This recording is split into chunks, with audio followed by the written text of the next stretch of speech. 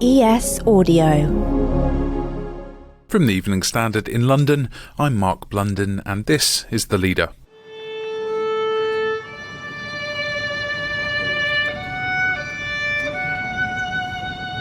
From the scene of the Uvalde memorial service, America continues to reel from yet another devastating school shooting.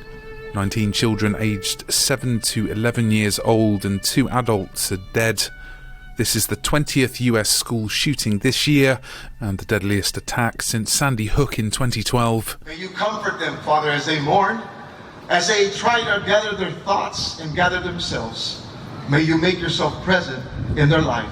As a community mourns, investigators are trying to piece together events at Robb Elementary School after the gun rampage by 18-year-old Salvador Ramos. Here in the United Kingdom, it was 2 gun massacres in Hungerford in 1987 and Dunblane in 1996 that sparked serious reform to our own gun laws. But still, such devastating events keep happening here, including last year in Plymouth and in Cumbria in 2010. The UK's gun control network successfully campaigned for banning handguns in 1997.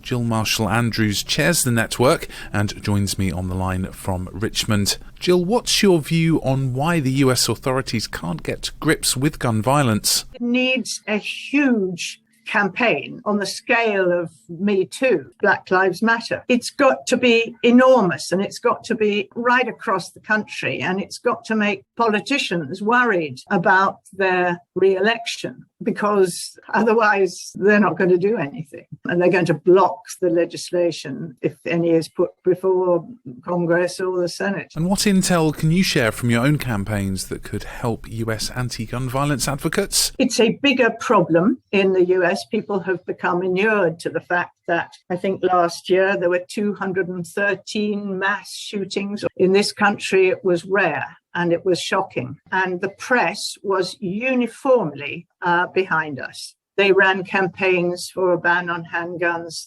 We had public relations companies, Saatchi and Saatchi, doing posters, billboards for us. As I say, it was a tide of revulsion against what had happened.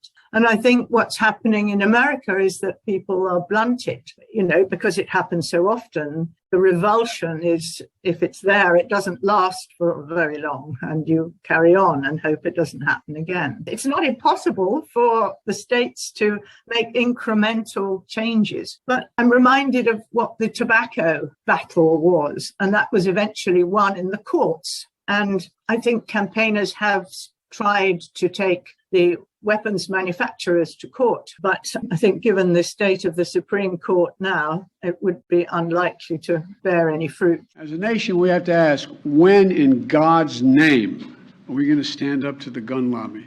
When in God's name we do what we all know in our gut needs to be done? It's time for those who obstruct or delay or block the common sense gun laws. We need to let you know that we will not forget. How do you go about convincing US gun owners as the right to bear arms is enshrined in their constitution? I think that you need to plug away at the idea that you are not safer with a gun. You are far less safe in your household. Your family is less safe if you have a gun than if you don't. Because if you've got a gun, people know you've got a gun and people have access to the gun and, so it's fairly obvious. But it's borne out by statistics. But the statistics don't seem to get through to people. They don't believe it. And just like Wayne LaPierre says, gun control doesn't work. It plainly does work. And you are plainly less safe if you have a gun than if you don't have a gun. It doesn't make you safe. But there isn't a sort of uniform mantra attached to the campaign. What would you want to happen is the question that we would ask campaigners in the States. I mean, we had a very clear goal. We wanted a ban on the civilian ownership and use of handguns. So they disappeared from the country. Now, that is too big an ask in America. That wouldn't happen certainly not straight away. But to identify something ambitious but achievable that you think most people in the country would support, get the media behind you, get the politicians frightened of their seats, and just keep at it. I mean, people have short memories. That's the problem. Let's go to the ads. Why not hit rate and follow in the meantime?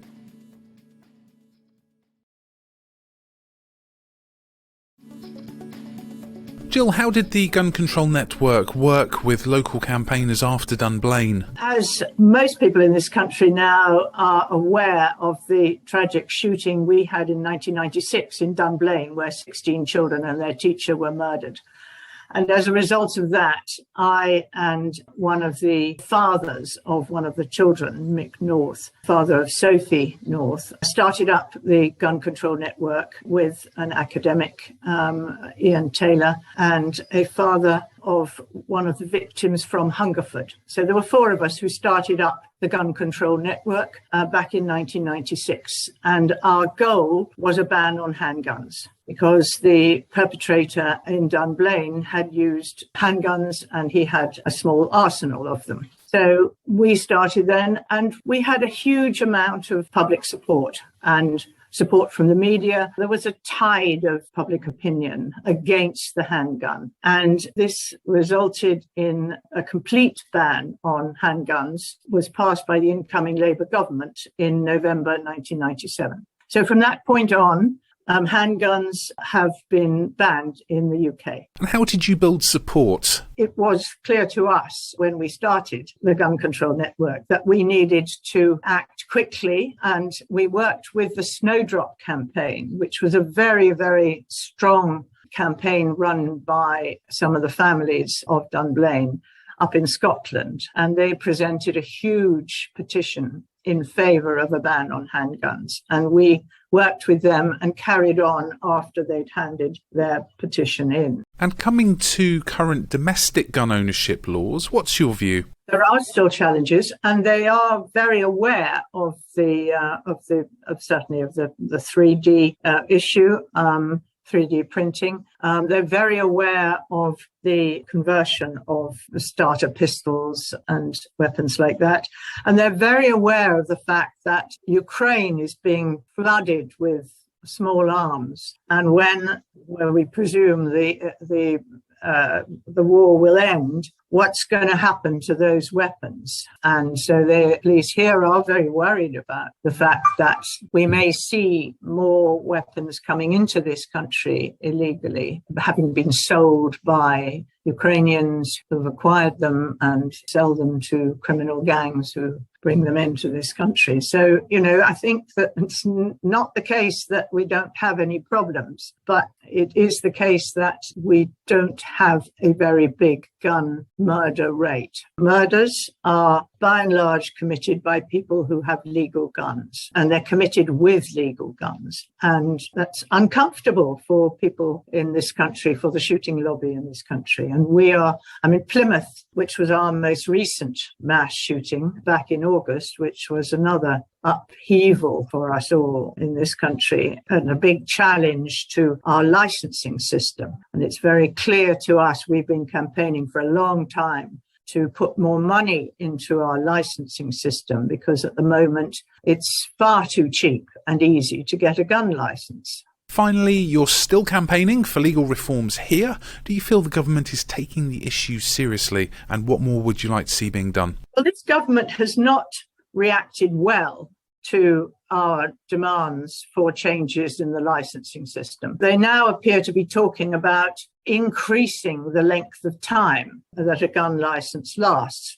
The moment it lasts 5 years, you pay £80 for a 5-year license. That's £16 a year for as many shotguns as you like. And what they're now thinking of is increasing that length of time from 5 years to 10 years, which just seems to be completely bizarre, mad, So I really don't know what the government is thinking about. As a response to a mass shooting, it seems completely inappropriate. What we want to see is a tighter timescale.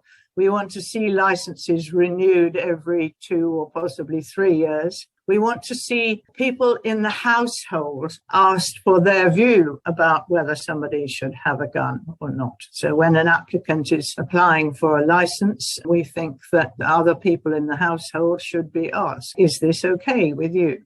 It happens in Canada and various other countries, but not here.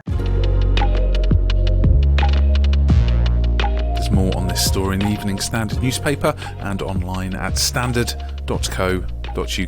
That's The Leader. We're back on Friday at 4 p.m.